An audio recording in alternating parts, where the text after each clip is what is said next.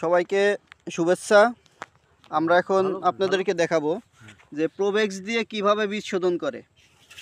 পেঁয়াজের বীজ শোধনের জন্য প্রোভেক্স হচ্ছে বাংলাদেশে অনুমোদিত একটা ছত্রাকনাশক, যেটা দিয়ে আমরা বীজ শোধন করতে পারি।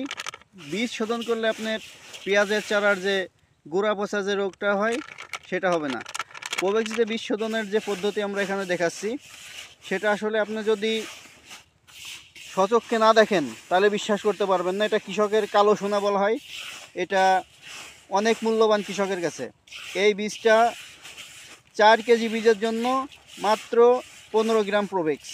এই 15 গ্রাম প্রোভেক্স সুন্দর করে মিশানোর পরে আমরা এটা মূল জমিতে রোপণ করব, এবং এর পরবর্তীতে যদি গুড়া পচা রোগের সমস্যা থাকে সেখানে আমরা প্রতি লিটার পানিতে 2 গ্রাম করে প্রোভেক্স স্প্রে করব।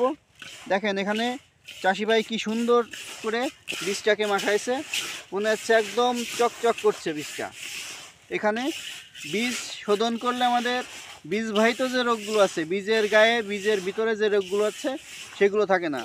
প্রোভেক্স হচ্ছে কার্বক্সিন এবং থিরামের সমন্বয়ে একটা ছত্রাকনাশক। কার্বক্সিন 37.5% এবং থিরাম 37.5%।